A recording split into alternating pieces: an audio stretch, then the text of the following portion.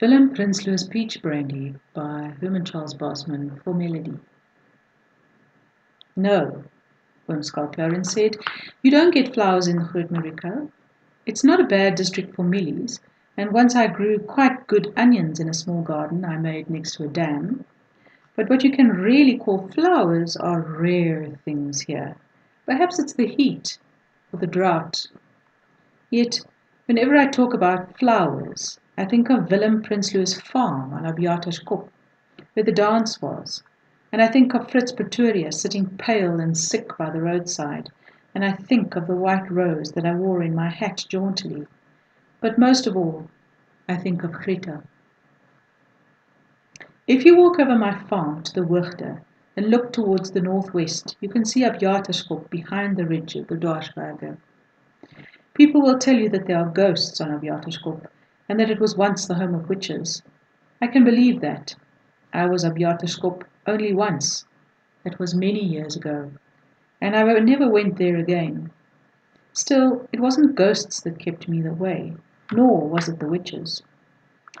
Greta Prinsloo was due to come back from finishing school at Zeerust, where she had gone to learn English manners and dictation and other high-class subjects.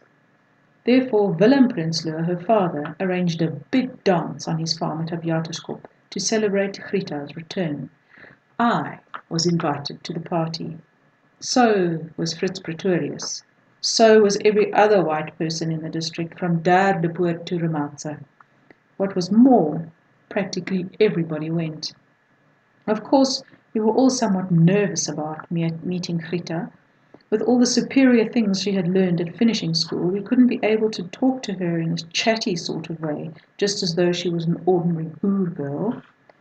But what fetched us all to Abiaterskop in the end was our knowledge that Willem Prinsloos made the best peach brandy in the district.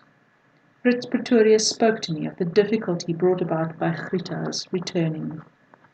Yes, Jong, he said, I'm feeling pretty shaky about talking to her, I can tell you. I've been rubbing up on my education a bit, though. Yesterday I took out my old slate that I last used when I left school 17 years ago, and I did a few sums. I did some addition and some subtraction. I tried a little multiplication too, but I've forgotten how it is done. I told Fritz that I would have liked to have helped him, but I had never learned as far as multiplication. The day of the dance arrived. The postcard bearing Greta to her father's house passed through Drogadal in the morning. In the afternoon, I got dressed.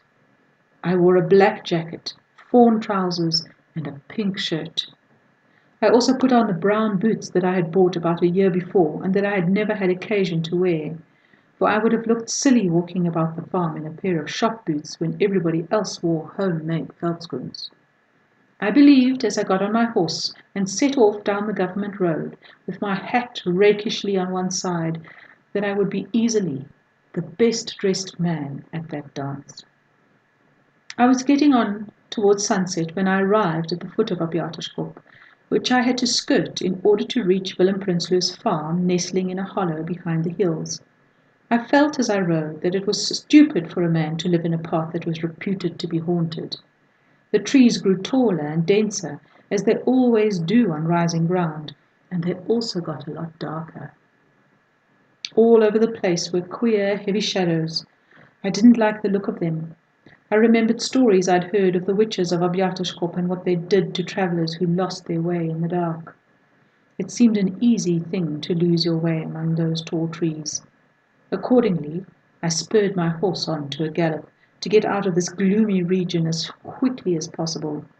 After all, a horse is sensitive about things like ghosts and witches, and it was my duty to see my horse was not frightened unnecessarily, especially as a cold wind suddenly sprang up through the poort, and once or twice it sounded as though an evil voice were calling my name.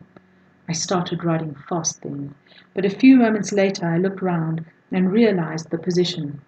It was Fritz Pretorius galloping along behind me. What was your hurry? Fritz asked when I slowed down to allow his overtaking me. I wished to get through these trees before it was too dark, I answered. I didn't want my horse to get frightened. I suppose that's why you were riding with your arms around his neck, Fritz observed, to soothe him. I did not reply. But what I did notice was that Fritz was also very stylishly dressed. True, I beat him as far as shirt and boots went, but he was dressed in a new grey suit with his socks pulled up over the bottoms of his trousers. He also had a handkerchief which he ostentatiously took out of his pocket several times. Of course, I couldn't be jealous of a person like Fritz Pretorius. I was only annoyed at the thought that he was making himself ridiculous by going to a party with an outlandish thing like a handkerchief. We arrived at Willem Prinsloos' house. There were so many ox wagons drawn up in the veld that the place looked like a lager. Prinsloos met us at the door. "Go right through, Carols," he said.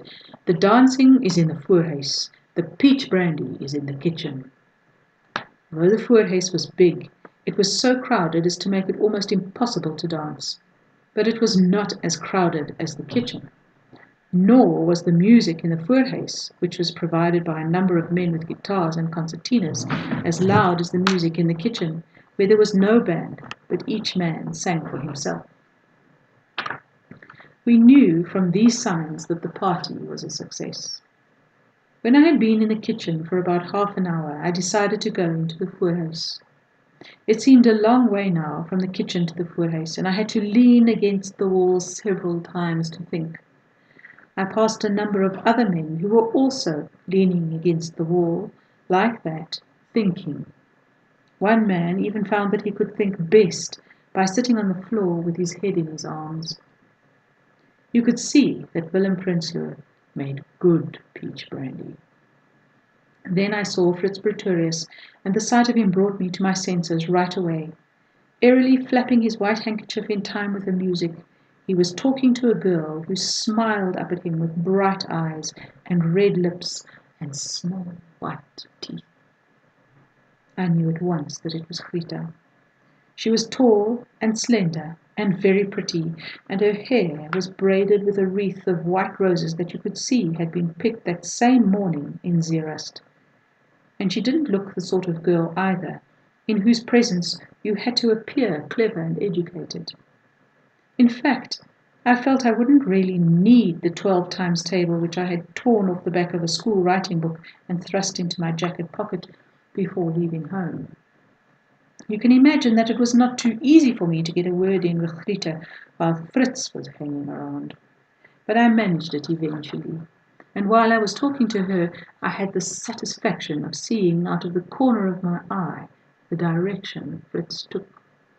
He went into the kitchen, flapping his handkerchief behind him. Into the kitchen where the laughter was and the singing and Willem Prinsloos peach brandy. I told Rita that I was Skulk Lawrence. "Oh yes, I've heard of you," she answered, "from Fritz Pretorius." I knew what that meant. So I told her that Fritz was known all over the Mariko for his lies. I told her other things about Fritz. 10 minutes later, when I was still talking about him, Rita smiled and said that I could tell her the rest some other night. "But I must tell you one more thing now," I insisted. "When he knew he would be meeting you here at the dance, Fritz started doing homework." I told her about the slate and the sums, and Rita laughed softly. It struck me again how pretty she was. And her eyes were radiant in the candlelight, and the roses looked very white against her dark hair. And all this time the dancers whirled around us, and the band in the voorhuis played lively dance tunes, and from the kitchen there issued weird sounds of jubilation. The rest happened very quickly. I can't even remember how it all came about, but what I do know is that when we were outside under the tall trees with the stars over us, I could easily believe that Rita was not a girl at all, but one of the witches of Abjaarderskop who wove strange spells. Yet to listen to my talking, nobody would have guessed the wild, thrilling things that were in my heart.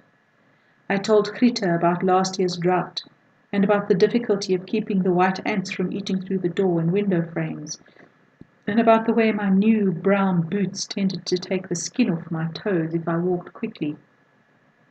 Then I moved close to her. "Rita," I said, taking her hand, "Rita, there's something I want to tell you." She pulled away her hand. She did it gently, though, sorrowfully almost. "I know what you want to say," she answered. I was surprised at that. "How do you know Greta?" I asked. "Oh, I know a lot of things," she replied, laughing again. "I haven't been to finishing school for nothing." "I don't mean that," I answered at once. "I wasn't going to talk about spelling or arithmetic. I was going to tell you that—" "Please don't say it, Skulk," Rita interrupted me. I don't know if I'm worthy of hearing it. I don't know, even. But you are so lovely," I exclaimed. "I've got to tell you how lovely you are." But at that very moment I stepped forward. She retreated swiftly, eluding me. I couldn't understand how she timed it so well, for try as I might, I couldn't catch her. She sped lightly and gracefully amongst the trees, and I followed as best as I could. Yet it was not only my want of learning that handicapped me, there was also my new boots. And Willem Prinsloos peach brandy, and the shaft of a mule cart, the lower end of the shaft where it rests on the grass. I didn't fall very hard, though. The grass was long and thick there, and even as I fell, a great happiness came into my heart. And I didn't care about anything else in the world. Rita had stopped running. She turned around. For an instant her body, slender and misty in the shadows, swayed towards me. Then her hand flew to her hair. Her fingers pulled at the wreath, and the next thing I knew was that there lay, within reach of my hand, a small white rose. I shall always remember the thrill with which I picked up that rose, and how I trembled when I stuck it in my hat. I shall always remember the stir I caused when I walked into the kitchen. Everybody stopped drinking to look at the rose in my hat. The young men made jokes about it. The older men winked slyly and patted me on the back. Although Fritz Pretorius was not in the kitchen to witness my triumph, I knew he would get to hear of it somehow. That would make him realize that it was impudence for a fellow like him to set up as Skulk Lawrence's rival. During the rest of the night, I was a hero. The men in the kitchen made me sit on the table. They plied me with brandy and drank to my health, and afterwards, when a dozen of them carried me outside onto an ox wagon for fresh air, they fell with me only once. At daybreak, I was still on the wagon. I woke up feeling very sick, until I remembered about Grita's rose. There was that white rose still stuck in my hat for the whole world to know that Grita Prinsloos had chosen me before all other men. But I didn't want people to know that I had remained asleep on that ox wagon hours after the other guests had gone. So I rode away very quietly, glad that nobody was astir to see me go. My head was dizzy as I rode back, but in my heart it felt like green wings beating, and although it was day now, there was the same soft wind in the grass that had been there when Grita flung the rose at me, standing under the stars. I rode slowly through the trees on the slope of Abjaterschop, and had reached the place where the path turned south again, when I saw something that made me wonder if, at these fashionable schools, they did not perhaps teach the girls too much. First I saw Fritz Pretorius's horse by the roadside. Then I saw Fritz. He was sitting up against a thorn tree with his chin resting on his knees. He looked very pale and sick. But what made me wonder much about those finishing schools was that in Fritz's hat, which had fallen on the ground some distance away from him, there was a small white rose.